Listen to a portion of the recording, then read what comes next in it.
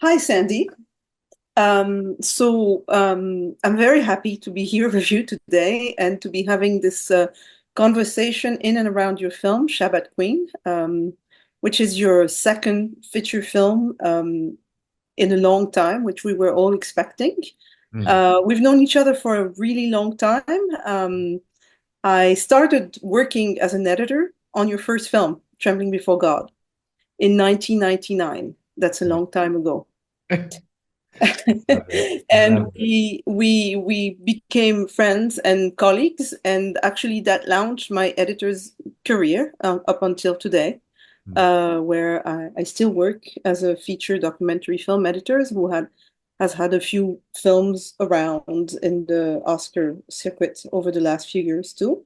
So I'm Mm. very happy to introduce you, Sandi DuBowski, filmmaker extraordinaire, activist extraordinaire, with a voice that needs to be carried in the world on very deep and relevant issues of identities, I put it with an S, at large, that are even more relevant now, I think, than they were maybe 20 years ago. But for sure, your film was a catalyst. Trembling Before God was a catalyst 20 years ago. And I would imagine that Sabbath Queen is also a catalyst now. Can you tell us a little bit about the reception of the film over the last few weeks, months, and Mm. how it's been opening and launching conversations and epiphanies in the film world and in the world at large? Yeah, Elle, I mean, first of all, let me just say this is like such a treat because, we do have this long, relationship and friendship and collaboration creatively and it's just amazing to see also where your career has gone. So it really is an honor. Um, so Sabbath Queen, I launched at Tribeca Film Festival, so it's really almost like a 6-month-old baby, you know. And it's been really fascinating because the audience response has been very intense. People are coming to see the film actually multiple times. People are coming back um, with parents, with kids, with family members, with friends. There's something about the film right now that is just like touching a nerve. And I'm trying to keep gleaning what it is.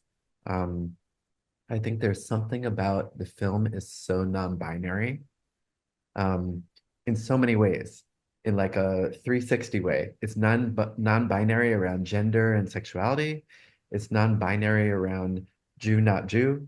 It's non-binary around Israel, Palestine. Like there's something about it that is really reaching a very wide world.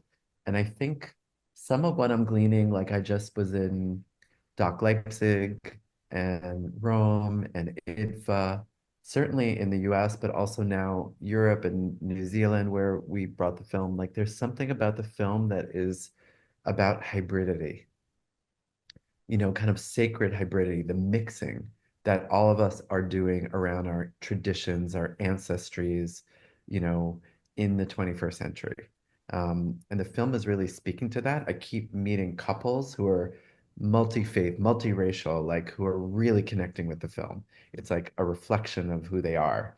In fact, I had these friends who are a Muslim Jewish couple, and they came to the film and they just wept through the whole movie because they said they've never met another Muslim Jewish couple. They don't know of any. They never saw themselves on screen before. And in fact, sometimes if they're in Jewish spaces, their relationship and their love is demonized. So for them, it was like so revelatory, and they're like already have come back and seen it a second time. And so there's something really profound that's happening. Um, and I think also there's something about this moment where I can feel what it's like um, to open this film now after the US election, something different. And I had opened Trembling Before God, my feature doc, back in New York at Film Forum right after 9/11. And I I could remember. Yeah, right. And we could feel the what was happening in this city, and people really needed to be together. So they were coming to the theater to be in community and to be holding each other and questioning and crying and grappling and I feel the same energy post-election now with Sabbath Queen. The cinema is becoming a place of kind of collective gathering and community and in a very intense way. Yeah, what I found really profound and interesting with the film when I watched it is that, when as my name carries, I'm a Jew, but I'm a Jew that is very non-aligned in the sense of I'm non-aligned in prescriptions and I'm not aligned in a practice and I'm not aligned in allegiances either. And in this year that is just behind us, I have found it even more so difficult. Let alone politically, but as a human being carrying an identity that I feel not aligned with, because so many things are done in the name of my identity that I don't want to be aligned with. And that's everybody's prerogative. But interestingly enough, I felt that the space that the films opened around Amichai's work and commitment is opening a space for unaligned people.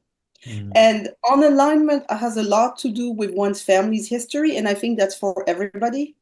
And this need for reunion that you're talking about is very, very intimate, and it touches a very intimate space, and I would even say holy space within each and every one of us, because it's an emotional need. It's not a rational and intellectual need. mm, And I felt that the power of you bearing witness to Amichai's blooming and his quest himself to define himself in a very long lineage of rabbis, which is very dogmatic, very serious, very patriarchal, let alone to a test of his evolution on such a long time span, which the film does, was so strong because it's in a way a mirror to each and every one of us in or outside Judaism, in or outside, queerness, homosexuality, whatever it is, non-binariness. But it touches a core that's beyond that. And I would imagine that people are very empowered after seeing the film. mm, mm. Wow. So moving to hear you speak about it. Uh, you know what's so interesting when you're talking about unaligned and non-alignment, I think about how we disagree. And I think about Amichai's brother, who is an Orthodox rabbi, who's straight, who lives in Jerusalem. And, and he and Amichai are on very different political and ideological pages. And I waited 13 years to ask his brother to be in the film. And Wow. all of a sudden, when his brother showed up, when Amichai was being ordained as a rabbi in a progressive liberal institution, which was a big deal for Amichai's Orthodox brother to show up, then I felt an opening and I asked him to interview. And it's so fascinating because we're living in such a toxic time and such a polarized time, and there's a lot of breakdown in conversation, communication between people. People have ruptured. So, but I love these two brothers. I mean, it's almost biblical, right? Two Yeah, brothers. it is But indeed biblical. yeah, but they disagree with love and respect, and they keep that dialogue going even when it's very, very difficult. And I think about how they're sort of role models for, what it means to not necessarily 100% agree, and to find those spaces of alignment, non-alignment that are rough but still connected. And that's been one of the most powerful things for me. As we tour and people keep sharing how, they've stopped talking to their best friend, their parents, and they, couldn't talk. Their kitchen table is like a constant fight. So, it's like very interesting to see how the film is allowing conversations to open up. Yeah, and but also in light of that, I felt that it was very interesting that you kept in the film this moment where Amichai doesn't want to be in the film Mm, anymore, and then he comes back. Because rarely, is this present on screen in documentaries that the desire of protagonists, or subjects, or however we want to call it, participants nowadays we call it, wants to retract because in a way what they're grappling with is too profound and too complex in their own intimacy and intimate life that they cannot deal with it on screen. And Mhm. vis-a-vis the conversation, because you're also having a very long and ongoing conversation with him. I mean, 20 years is a long time. And, to render it in film time is extremely complex. And I felt that you kept this space open where there is, for a moment, the dialogue cannot happen. I felt that was very brilliant because it's a metaphor for this dialogue, dialogical on dialogical space that we all need to inhabit and Mm. disagree to disagree kind of space, and I really love that. Mm. That's one of my favorite moments too. Um, yeah, I mean, well, look at the origin of this, right? If we go back to the late 90s, I was trying to find people to be in Trembling Before God, this film about Hasidic Orthodox Jews that are lesbian or gay. And I went to Jerusalem and everyone kept saying, well, the chief rabbi of Israel's nephew is gay. You should talk to him. So I asked Amichai to be in the film, and he refused because he's, too much of a diva and he wanted his own movie. He said, I don't do collage. So, yeah. Right. So, but we became friends and dear friends, and we were friends for 5 years until we started to film in 2003. So those moments that you're talking about of kind of, you know, of distancing, of really that the friction is had a real bedrock of trust and friendship underneath it. So we were able to go to those complicated, intimate places because we had a net that was holding us, and that net of intimacy and vulnerability. And Amichai knew that I was going to be there for him, even when the filming stopped. So there was something about navigating this relationship because it was a friendship. It was a directorial protagonist relationship. And also, he is a rabbi to me, and I'm a congregant. I mean, Amichai buried my father. He Yes. comforted my mother and I in a year of mourning. And Amichai also officiated my interfaith queer wedding with my husband, Eric. So it's like, as a filmmaker, I was navigating a very layered relationship, over these 21 years of filming. And I think the power of that came through. And also the moments where it's like, psh, little fireworks of dissonance. I would imagine that there would be detractors to the film because what I personally find incredible about Amichai's commitment and your commitment to Amichai's and therefore the commitment towards the film is that I feel there is a profound need for exegesis, like that Judaism and any kind of formal organized religion would allow for re-narrating itself. And while there are invariables in faith and holiness and beliefs where it's standard beliefs in the end. If you travel through all the the monotheist religions, or if you go even towards Hinduism or whatnot, polytheist religions, the core values, I would say ethical and moral, remains more or less the same. The form and the narration they take are like films. They change over time. Um, and I find that the power he has to re-narrate Judaism and give it a context in the now is Mhm, extremely political. mhm, And I don't know of many um, religious community leaders, whether in Judaism or not, who allow themselves to go that far. mhm, And I wonder how, people receive that. Of course, not the congregants, but, the religious world around the film. How has it been received? They have seen it, they refuse to see it. Has it in gathered discussions with a broader circle? mhm, Yeah, mhm.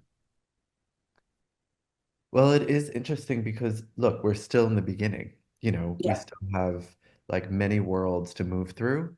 And um, there are certainly like there are a number of Jewish film festivals that have rejected the film because they don't want to touch the Israel-Gaza They don't want to touch it. Amichai is too harsh and too critical, you know, um, on Israeli government policies. So we've been, there's a shutdown over on the right.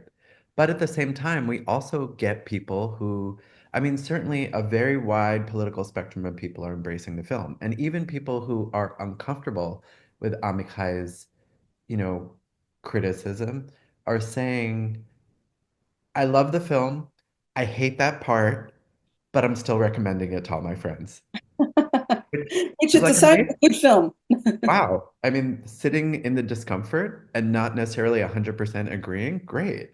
Like, um, so yeah, he's pushing on so many boundaries.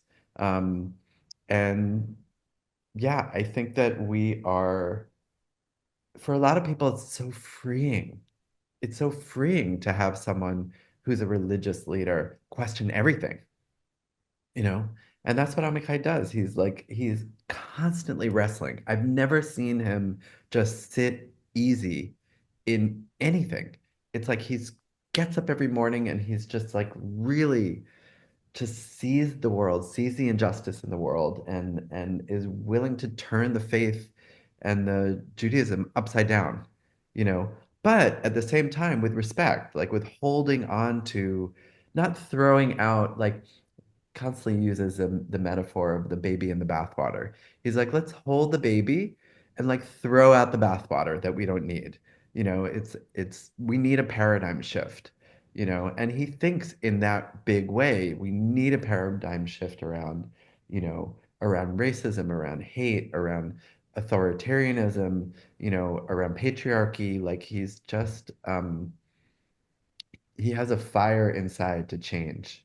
Um, and you know, it's like it's extraordinary even watching him sort of process the film in the world as we're moving with it as well.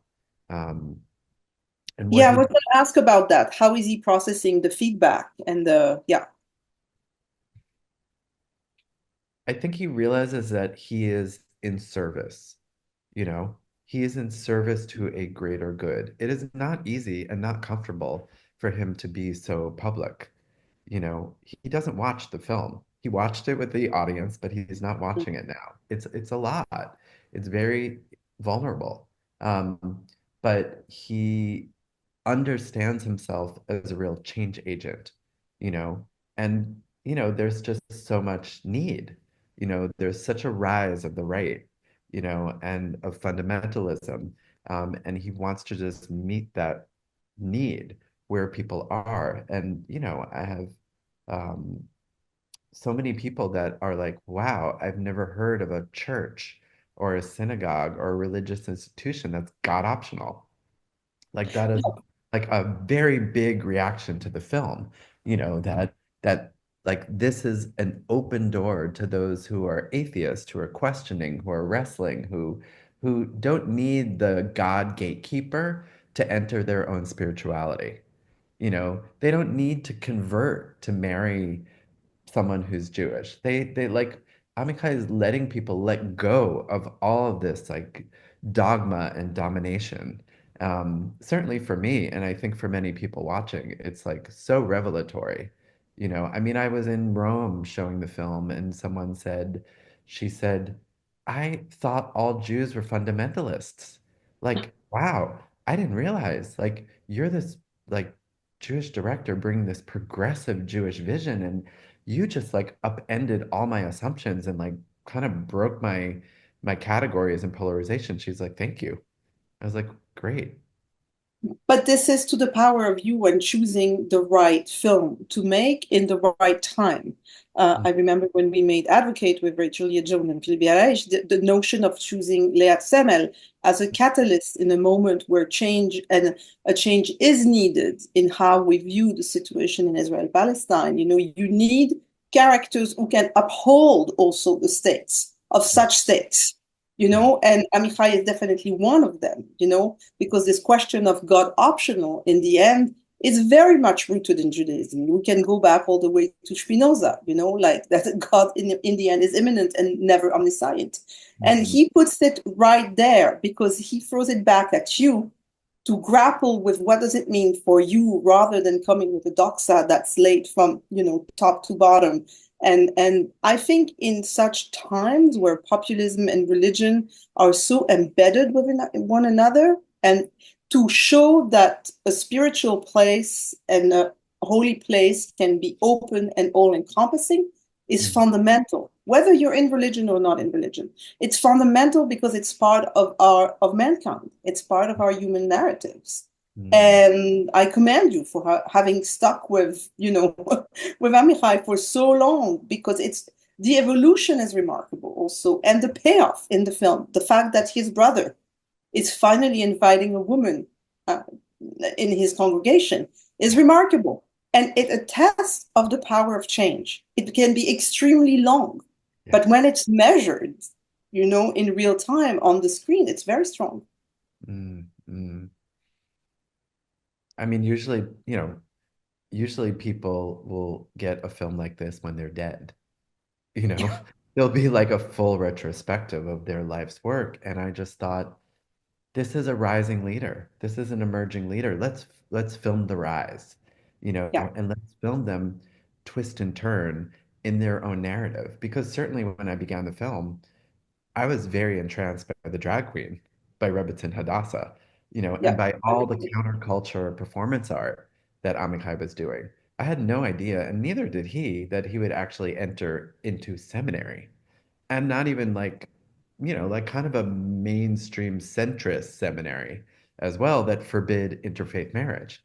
So, it was I keep wondering now, like, where did I get that patience? Like, how did I, run that marathon, even the ultra marathon? But there was something about it that, look, we're documentary filmmakers. We're like, our power is to deeply listen, and to just wait for moments of change and transformation in front of the camera, and to just follow and really believe that this story was, you know, that the unfolding was what was so powerful and beautiful, about the film. Um, Now, certainly by the end, I had 1,800 hours of material. 1800. Oh, wow. Yeah, I think you did tell me that, but that's a lot of hours to process Yeah. for an editor. Yeah, and we had 1,100 hours of archival film and video and probably 1,000 photos. So then the editing became, a 6-year process. And especially with my editors, writers, Francisco Bello and Jeremy Stolberg, who really, it was the best creative experience of my life, um, working with them. But it was a very, very tough challenge to figure out how to concentrate, condense that, and distill it into an actual hour 45-minute narrative. We really reached a tough point where Francisco and Jeremy said to me, Sandi, this is such a sprawling narrative. We're in the radical fairies. We're in Amikai's Orthodox family in the Holocaust story. We're in this drag queen character. We're in this like experimental pop-up synagogue. He's a father, a queer father of 3 kids. Like there is so many worlds, and we need a narrator to guide this film. And actually, we need that narrator to be you.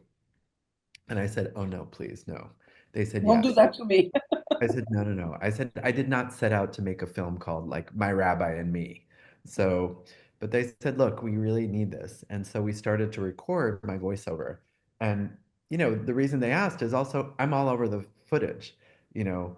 So we started to bring in those moments where there was that connection and off camera, on camera with Amichai and I.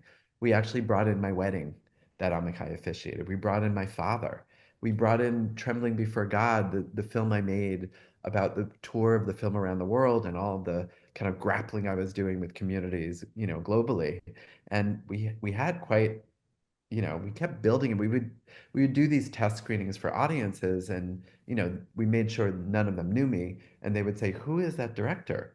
We need to know more about him. So we'd keep like developing more voiceover, more character.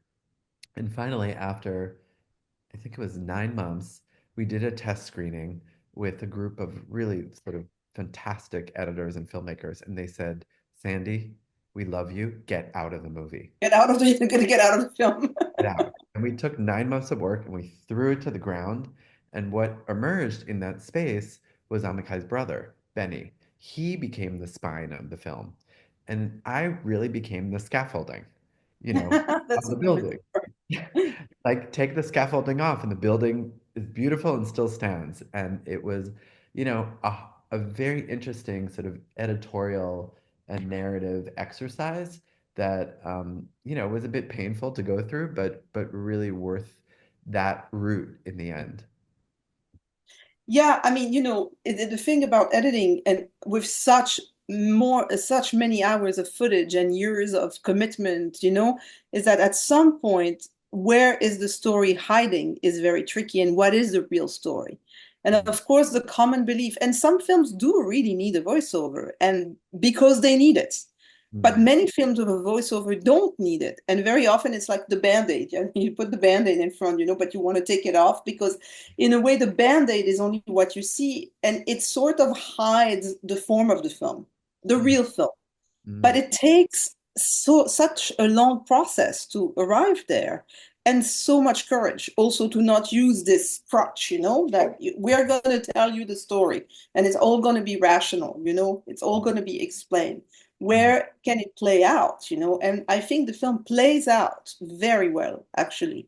It plays out very well because the dilemmas come across as real dilemmas, which they are, and they are many. And it attests to a very strong, editorial and narrative and directorial, let alone skill to identify these building blocks and these gems of turning points and narrative plot points to find it in so much footage. It's mm. it's remarkable, really. And then it's also what you don't find in the footage, where Yeah. the footage falls short. And that was a really interesting process because so much of what I wanted to do and so much of what I want to do in my filmmaking, so up, in my body of work, is to try to figure out how we translate spirituality into cinema. Mm. Like, what are the visual and narrative languages that we can do that with? And with Trembling Before God, if you remember, we had the whole community, many of them closeted, you know, like enact their lives behind a screen, on a soundstage at NYU. So it became almost like shadow, like giant human shadow puppetry, and when you pass light, you illuminate people in a beautiful way behind the screen. And with this, it was like, well, so much of what we're trying to convey is what does it mean to be in ritual, with Amikai, and what are the bigger sort of how do we approach mysticism, mysticism and spirituality. And so we used animation. We brought on animation to evoke the ancient and to evoke a kind of, feminine divine, and mystical state. And so that was a whole other element that was really the first time that I was working with animation in film, and it was thrilling. But when did you decide to bring it in? At what stage of the process? Because the animation has a very particular function in the film, and it replays twice also, Mhm. the same event. Yeah, Uh, so that's interesting. And I wonder if it's something you wanted from the get-go. You knew you needed a device, or the yeah. device came and, defined itself in the process. Mm. Well, I think especially when Amichai, Amichai's from 38 generations of rabbis. I mean, that's extraordinary. I don't know many people who come from a dynasty.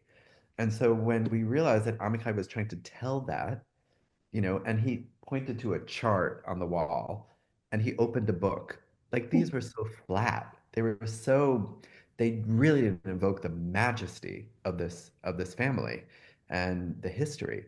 So that was really a big, kind of trigger for us to say, you know what, we need another language, Yeah, to bring in. And then we have this kind of animation of him falling it's through gorgeous. kind of family tree into a void. And I think that was really the impetus for us to really bring in, another artist to collaborate with. Yeah, I mean, and it works perfectly well. I mean, it's the animation doesn't always work because sometimes it's a bit redundant or illustrative, and here it totally doesn't serve the function of illustration. Precisely, it serves this inner space or this, even imaginary self-projecting space, that we can all have within each and one of us. Mhm. I felt it was very beautiful, the animation. I really loved it. Mm. But to bring all these layers together and to filling these gaps, not by again by storytelling and not by telling, and Mhm. that is Mhm. that is a big, big work. Yeah, Um, yeah, how many you edited for 6 years altogether? yeah. 6 years. 6 years. Wow, Yeah. I mean, that's quite just a I had process. a first editor and we watched a lot of footage and then I brought on Francisco and Jeremy to really be the editors, you know. Um, yeah. So it was you know, and actually we never really edited in person. I mean, I worked for a few months with Francisco, but all of our editing team was remote. Really? So Yeah. you received the cuts, the sequences, and discussed all of that online? Yeah, everything we had all over from Philadelphia um, to Harlem to Queens to Brooklyn. Like we had a real amazing team that um, I mean, it was a incredible working. We're actually doing now a Sabbath Queen editing masterclass. Wow. Um, When is yeah, that? I would like to partake. it's in person. We did one in New Uh, York because right now we're in the theater at yeah. IFC Center, and as part of that, and we're about to open for theatrical in LA at the Lemley Theater. So we're doing an editing masterclass in LA. Actually, Kristen Feely from Sundance is going to moderate, and they're co-presenting, which is going to be really exciting. Um, but yeah, we are. I think this it's so interesting. We've had, a real range. We had like assistant editors to veteran editors to Barbara Koppel, like all there. Like it was Right. people really want to understand the process, and there's so much to share in terms of, material. Like I showed the whole, Sandi version of, My Rabbi and Me, and people just loved it. It's so funny. It's so playful. It's so queer. It's like really, it's just great. It was, Yeah, yeah, all these steps, and all the decision-making steps that you do and taking and adding and subtracting and all the possible films that are out there, right? yeah, But and how the film tells itself in the process. yeah. It's quite unique. The film is meeting a crisis of identity right now, a crisis of identity, a crisis of politics. One person from Paris was, he he saw my film and he is from a Jewish Catholic background and he's been feeling angry at the rabbis. He's been rejected um, for so long. He was not allowed to be the best man at his friend's wedding. He saw the film in Switzerland. He went back to his room. He just wept. And he said the film just changed his life. He was Hmm. able to open up a space of, in himself, of like of embracing his mixed identity, in a way that he never felt a permission, from the power structure. So that's just one response. I want to thank you, Sandy, for taking this time together and that we had this chance to engage with one another. It's a pleasure and an honor, a lot of gratitude. And everybody out there, see the film, grapple with it, see what doors it open in you, and enjoy it. Thank you, Yael. Thank you so much.